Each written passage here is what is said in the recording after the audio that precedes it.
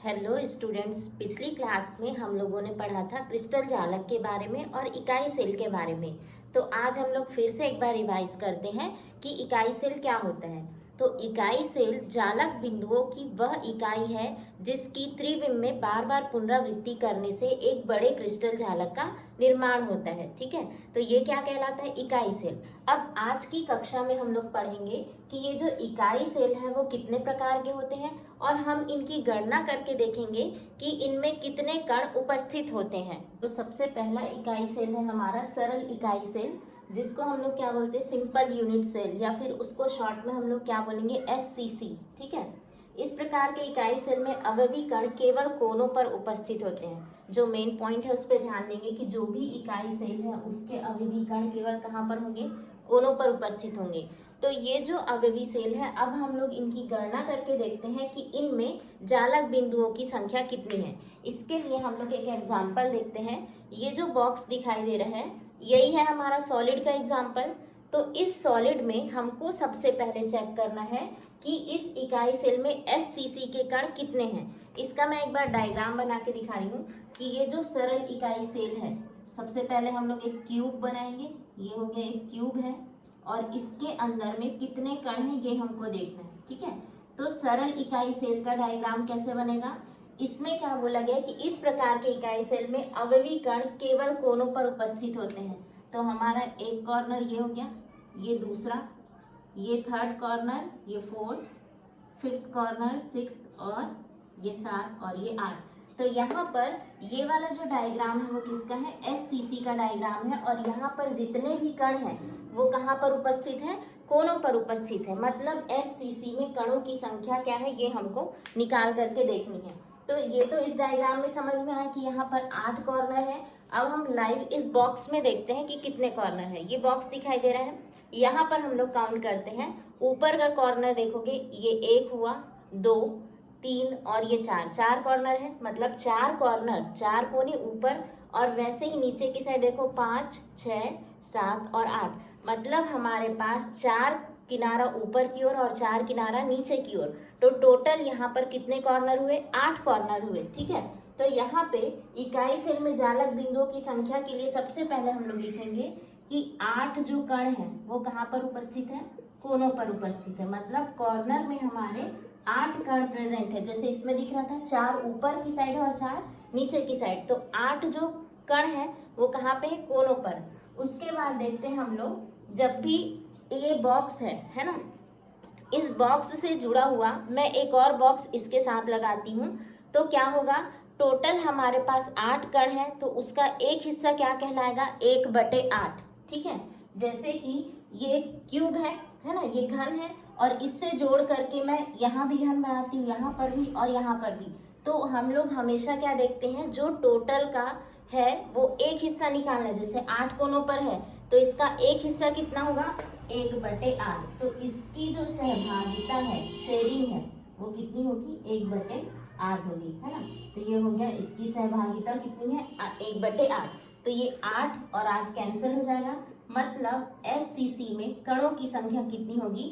1 होगी। इसको हम लोग क्या बोल सकते हैं? एक एटम, या फिर इसको एक कण भी हम लोग मान सकते हैं। तो ये जो है वो क्या था? सरल घनी सेल, जहां पर कणों की संख्या क्या होती है? केवल किनारे में उपस्थित होती है। और यहाँ पर आखिरी में क्या निकलेगा? एक एटम निकलेगा। तो जो सेकेंड यूनिट सेल है वो ये है अंतः केंद्रित घनी सेल, जिसको हम लोग बॉडी सेंटर्ड यूनिट सेल भी कहते हैं, और शॉर्ट में हम उसको क्या कहेंगे? BCC। तो ये जो BCC है वो क्या कहता है कि इसमें जो अवयवी कण है वो किनारे पर रहेंगे। मतलब अवयवी कण कोनों पर रहेंगे, और उसके साथ साथ जो अवयवी कण है वो केंद्र पर भी रहते हैं। जैसे कि ये डायग्राम देखो, यहाँ पर जितने भी अवयवी कण है वो कोनों पर तो है, लेकिन ये BCC है, इसकी पहचान कैसे हुई? कि यहाँ पर एक जो कण है वो कहाँ होगा?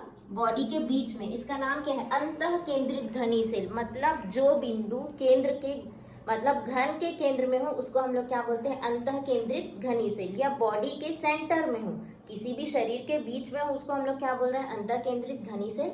मतलब बहुत सिंपल है कि एक में जो कण है वो पूरे कोनों पर है और उसके साथ साथ बीच में भी उपस्थित है। ठीक है, अब यहाँ पर BCC में हम लोग जालक बिंदुओं की गणना करते हैं। तो सबसे पहले इसमें कहा गया है कि कण जो है 8 कोनों पर होंगे। तो वापस से हम लोग लिखते हैं कि 8 क्या है, कोने पर है। ठीक, उसके बाद 1/8 क्या होगी, इन कणों की सहभागिता, मतलब 1/8 ये अपना हिस्सा दूसरे कॉर्नर को दे रहा है, शेयरिंग कर रहा है। तो इसकी जो सहभागिता है वो क्या होगी, 1/8 +1, मतलब एक जो कण है इसी में हम लोग करते हैं। तो ये देखो 8 और 8 कट गया, तो ये क्या आया, एक कण आया। ठीक है, अब हम लोग किसके बारे में पढ़ रहे हैं, अंतः केंद्रित। तो बॉडी के बीच में केंद्र में कितने कण हैं हमारे पास, केंद्र में हमारे पास है एक कण। तो जब हमको क्या देखना है, टोटल कितने कण उपस्थित है, कुल कणों की संख्या है ना, हमको क्या देखनी है कि बॉडी सेंटर्ड में या अंतः केंद्रित घनी सेल में कुल कणों की संख्या कितनी है। तो यहाँ पर हम लोग टोटल देखते हैं कि 8 × 1/8, ये तो किनारे पे उपस्थित थे ये पूरे, और एक जो है वो बॉडी के बीच में है। ठीक है, तो एक ये हुआ और एक ये हुआ, तो इन दोनों को प्लस करेंगे तो यहाँ पर क्या होगा, 2 कण उपस्थित है किसमें, बॉडी के बीच में। तो ये सेकंड वाला हुआ हमारा अंतः केंद्रित घनी सेल। इसका हम लोग देखते हैं, डायग्राम देखते हैं, ये 3D स्ट्रक्चर देखते हैं। ये बॉल है, ठीक है, ये जो बॉल है वो क्या होगा, इस डिब्बे के बीच में, यहाँ पर नहीं होगा, इसका अगला पढ़ेंगे हम लोग। ये बॉक्स है ना, ठोस अवस्था में है।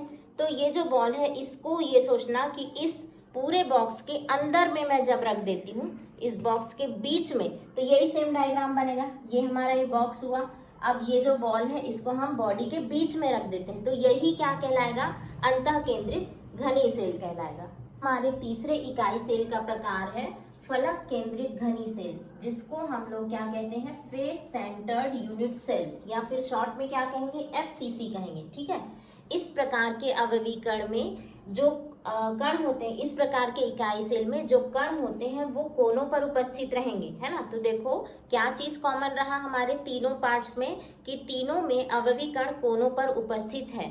लेकिन उसके साथ साथ इसमें क्या नया चीज है, अवयवीकरण कोनों पर उपस्थित है, कोनों के साथ साथ 6 फलकों के केंद्र पर भी उपस्थित होगा। ठीक है, अब यहाँ पर एक नया चीज आ गया, फलक, है ना। तो ये जो फलक है वो क्या होता है समझते हैं। हमारा जो बॉक्स है वही बॉक्स हम लोग कैरी करेंगे, तो इसमें फलक को गिनते हैं कि कैसे 6 फलक होंगे। ठीक है, ये बॉक्स दिख रहा है, ये हमारा पहला फलक होगा, इसके पीछे वाला जो भाग है वो दूसरा फलक हुआ। ठीक, ये ऊपर वाला तीसरा फलक, नीचे वाला ये हुआ चौथा, ये सामने का हिस्सा 5वां और पीछे का हिस्सा 6वां। इस बॉक्स को काउंट करो कि कितने फलक है, 1 2 3 4, ये 5 और इधर वाला 6। आप जिस भी रूम में बैठे हो उसके चारों ओर को काउंट करो कि वहां पर 6 फलक उपस्थित होंगे। अगर सामान्य भाषा में मैं कहूँ तो आप इसको ऐसे समझ सकते हो, फलक मतलब फेस, है ना, चेहरा किसी भी, जैसे ये क्यूब है, घन है, घन का चेहरा हम लोग गिनते हैं। इस डायग्राम में देखते हैं कि कितने फलक उपस्थित है। जैसे जहां जहां पर मैं बिंदु बना रही हूँ वहां पर देखिएगा कि कितने फलक है। जैसे ये वाला हो गया हमारा एक फलक, ये दूसरा फलक, ये तीसरा और ये चौथा। अब ये जो हिस्सा बचा है इसको मैं दिखा नहीं सकती आपको, आगे पीछे दोनों, सिर्फ एक ही दिखेगा। तो इसके लिए हम सामने वाले जो फलक है उसके लिए 5वां पॉइंट हुआ, और जो पीछे वाला फलक है उसके लिए ये हो गया 6वां पॉइंट। तो जितने भी ये फलक है वो कितने हैं टोटल, हमारे पास 6 फलक है। तो जो फलक केंद्रित घनी सेल है वहां पर क्या कहा गया कि जो कण है 8 कोनों पर उपस्थित है, उसके साथ साथ 6 फलक में भी उपस्थित है। ठीक है, तो अब पहले हम लोग 8 कोनों का कैलकुलेशन कर लेते हैं कि हमारे पास जो कण है, पहले तो देखो 8 जो है वो फिर से कोनों पर उपस्थित है, और 1/8 जो है वो उनकी क्या है, शेयरिंग या फिर सहभागिता है। ठीक है, तो ये जो शेयरिंग है यहाँ पर इसका आंसर क्या हो गया, ये दोनों कैंसिल होके 1 आ गया। अब हमको क्या देखना है, फलक की गणना करनी है कि फलक की संख्या कितनी है। ठीक है, तो फलक की संख्या हमारे पास टोटल कितने फलक है, यहाँ पर 6 फलक है। ठीक है, अब ये जो 6 फलक है इसको हमको देखना है कि ये कितने भाग में बट रहा है। जैसे कि हमने अभी देखा था 8 कोने थे तो वो 1/8 में बट रहा था, क्योंकि हमको उसका एक हिस्सा देखना है। ठीक, लेकिन अब हमको क्या करना है, 6 फलक है तो वो कितने भागों में बट रहा है ये देखते हैं। तो 6 जो फलक हैं उसका जो कितने भागों में वो शेयरिंग हो रहा है, 1/2, है ना। अब आप लोग सोचोगे कि ये 1/2 कैसे हुआ, तो एक एग्जाम्पल से समझते हैं। ये हाथ है, ये फलक हुआ। अब इस मार्कर को मैं यहाँ बीच में रखती हूँ, है ना। तो मैं आपसे पूछूं कि ये जो मार्कर है वो कितना हिस्सा अपना दे रहा है ना। तो ये मार्कर अब इस सामने वाले फलक को आधा हिस्सा दे रहे हैं, पीछे वाले फलक को आधा हिस्सा दे रहे हैं। हम समझ सकते हैं कि ये वाला जो फलक है ये मेरा हाथ है ना। मैंने यहाँ पे एक कण रख दिया, कोई भी बॉल रख दिया, तो ये जो मार्कर है, मार्कर रखा है मैंने, तो मार्कर का आधा हिस्सा इधर है, आधा हिस्सा इधर है। तो मैं आपसे पूछती हूँ कि मेरा सामने वाला जो हथेली है वो कितना हिस्सा मार्कर का उपयोग कर रहा है, तो क्या आंसर होगा, आधा। इसीलिए 6 जो फलक होंगे उसके लिए हमने 1/2 लिखा है, मतलब आधा। अब इसको हम लोग इस बॉक्स के एग्जाम्पल से समझते हैं। 8 कॉर्नर पे, मतलब 1 2 3 4 कॉर्नर ऊपर, 4 कॉर्नर नीचे, 5 6 7 और 8, ठीक है। 8 कॉर्नर हुए। उसके बाद देखो 6 फलक होते हैं, तो कैसे हुआ फलक, 1 पीछे वाला 2 3 4 ये 5 और ये 6 फलक, ठीक है। अब 6 फलक का 1/2 क्यों है, ये देखना। हमारे पास ये वाला एक फलक हुआ, ये जो बॉल है वो पूरा बॉल है, ठीक है। अब इस बॉल को मैं सेंटर पे रखती हूँ, फेस सेंटर्ड यूनिट सेल, मतलब फलक केंद्रित, फलक के केंद्र पर। शब्दों को ध्यान देना, फलक केंद्रित मतलब ये फलक के केंद्र पर है। तो जब मैं इस बॉल को इस केंद्र पर रखती हूँ तो तुमको कौन सा हिस्सा दिखाई दे रहा है, बॉल का पूरा हिस्सा दिख रहा है क्या, नहीं दिख रहा है, सिर्फ आधा हिस्सा दिख रहा है। मतलब सामने वाला जो फलक है इसका आधा हिस्सा अपने उपयोग में ला रहा है, इसलिए हमने यहाँ पर क्या लिखा है, 6 × 1/2 लिखा हुआ है, ठीक है। तो ये जो इसका कितना शेयरिंग हुआ, 1/2 शेयरिंग, या इसी को हम लोग सहभागिता भी कहते हैं, ठीक है। अब ये जो शेयरिंग हुआ इसमें देख लो ये कैंसिल हो जाएगा 3 बार में, ठीक है। तो अब हम लोग FCC में कणों की संख्या निकालते हैं, कितने कण हैं, ठीक, टोटल निकालेंगे। तो FCC में कणों की संख्या कितनी हो जाएगी, सबसे पहले तो हमारे पास ये 1 कण हुआ, तो 1, उसके बाद हमारे पास ये कितना निकला, ये 3 है, समझो बराबर में, तो ये 3, तो टोटल कण कितने हुए हमारे पास, 4 कण उपस्थित है। मतलब FCC में कणों की संख्या कितनी हुई, 4 हुई। लोग एक बार शॉर्टकट में सबको एक साथ देखते हैं। हमने 3 प्रकार के इकाई सेल के बारे में पढ़ा। सबसे पहला वाला इकाई सेल था सरल घनी सेल, जिसको हम लोग SCC बोलते हैं। दूसरा वाला था अंतः केंद्रित घनी सेल, जिसको हम लोग BCC बोलते हैं। एंड थर्ड वन इज फलक केंद्रित घनी सेल, जिसको हम क्या कहते हैं, FCC भी कहते हैं, ठीक है। इनका हम कैलकुलेशन करके देखते हैं। तो सरल केंद्रित घनी सेल में कणों की संख्या कितनी थी, 8 × 1/8, मतलब यहाँ पर कणों की जो संख्या थी वो कितनी थी, 1 थी। मीन्स यहाँ पे जितने भी कण हैं वो केवल कहाँ पर उपस्थित होंगे, किनारे पर उपस्थित होंगे। तो यहाँ पर देख सकते हैं कि ये वाला जो डायग्राम है वो किसका है, SCC का। 4 कण ऊपर की ओर और 4 कण नीचे की ओर, ठीक है। तो यहाँ पर कणों की संख्या कितनी है, 1 है, ठीक। सेकेंड वाला है अंतः केंद्रित घनी सेल, मतलब हम लोग इसको क्या कह रहे हैं, BCC। तो यहाँ पर 8 जो कॉर्नर है ना, यहाँ क्या हो जाएगा, सेम कैलकुलेशन फिर से, 8 × 1/8, मतलब ये किनारे के लिए तो वही रहेगा, +1, मतलब यहाँ पर कणों की संख्या अंतः केंद्रित घनी सेल में 1 कण और एक्स्ट्रा आ जाता है, मतलब वो क्या होगा, केंद्र के बीच में या बॉडी के बीच में जो रहता है वो क्या कहलाता है, अंतः केंद्रित घनी सेल, ठीक है। तो ये दोनों कटा और यहाँ पर क्या आया, 1 आया, 1 और 1 क्या हो गया, 2। तो यहाँ पर कितने कण उपस्थित हुए, 2 कण, ठीक। थर्ड वाला है फलक केंद्रित घनी सेल। तो जो फलक केंद्रित घनी सेल का कैलकुलेशन कैसे होगा, 8 × 1/8, तो यहाँ पर कितना हुआ, 1। और फलक के लिए हम लोग क्या लिखते थे, 6 × 1/2, मतलब यहाँ पर 3, और 3 और 1 को जोड़ेंगे तो कितना आ जाएगा हमारे पास, 4। तो जो FCC है उसके पास कितने कण थे, 4 कण। और इसका जो डायग्राम है वो कैसे बना हुआ था कि यहाँ पर जितने भी एटम है, कण है, वो किनारे पर तो होंगे लेकिन उसके साथ साथ कहाँ पर होते हैं, 6 फलक पे, ये 1 2 3 4 5 और 6। तो ये डायग्राम हुआ BCC का और ये हुआ FCC का। तो यहाँ पर एक साथ कंपेयर करके देख सकते हैं, SCC में केवल कोनों पर था, BCC में कोनों के साथ साथ केंद्र पर भी था, और FCC में पूरे कोनों के साथ साथ 6 फलक में भी उपस्थित होता है। तो इस तरीके से SCC का कितने कण उपस्थित है, 1 कण, BCC में 2 कण उपस्थित है, वैसे ही FCC में हमारे पास 4 कण उपस्थित होते हैं। तो ये जो टॉपिक है वो बहुत इंपॉर्टेंट है, इसलिए इसको एक साथ कंपेयर करके हम लोग पढ़ सकते हैं। अब हम लोग एक और टॉपिक देखते हैं जिसका नाम है समन्वय संख्या, या उसको हम लोग कोऑर्डिनेशन नंबर भी कहते हैं। देखो, कोऑर्डिनेशन नंबर क्या होता है, हम लोग क्रिस्टल जालक के बारे में पढ़ रहे हैं, तो जाहिर सी बात है कि ये क्रिस्टल जालक के बारे में ही होगा और उसमें उपस्थित कणों के बारे में बताएगा। तो समन्वय संख्या क्या होती है, एक बार डेफिनेशन देखते हैं।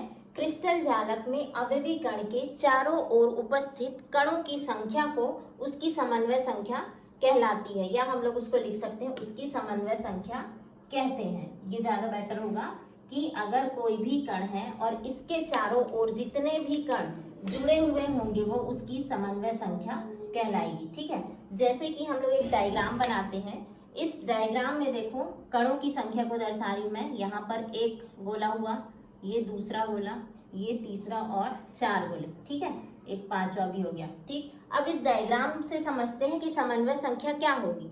जो समन्वय संख्या है वो क्या लिखा है, क्रिस्टल जालक में अवयवी कण के चारों ओर उपस्थित कणों की संख्या। मान लो हमको ये वाला जो कण है उसकी समन्वय संख्या निकालनी है। ठीक है, तो इस वाले गोले की समन्वय संख्या कितनी होगी, 2 होगी। कैसे होगी, क्योंकि ये जो कण है अपने आजू बाजू में 2 कणों से घिरा हुआ है, तो उसको हम लोग क्या कहेंगे, समन्वय संख्या। जैसे कि मेरे पास ये 3 मार्कर है, ठीक है, और ये इस तरीके की संरचना बना रही है। अब मैं आपसे कहूं कि ये जो नीला वाला मार्कर है, बीच वाला मार्कर, इसकी समन्वय संख्या कितनी होगी, तो इसकी जो समन्वय संख्या है वो 2 होगी, क्योंकि ये जो मार्कर है 2 अन्य बिंदुओं से या 2 अन्य मार्कर से जुड़ा हुआ है। तो सीधी सी बात ये याद रखनी है कि जब कोई भी कण अपने चारों ओर जितने अन्य कणों से घिरा हुआ होता है तो वो उसकी समन्वय संख्या कहलाती है। जैसे कि इस गोले में ये जो गोला है वो 2 अन्य कणों से घिरा हुआ है, तो इसकी समन्वय संख्या क्या होगी, 2 होगी। अगर 4 कणों से घिरा हुआ होगा तो इसकी जो समन्वय संख्या है वो 4 होगी।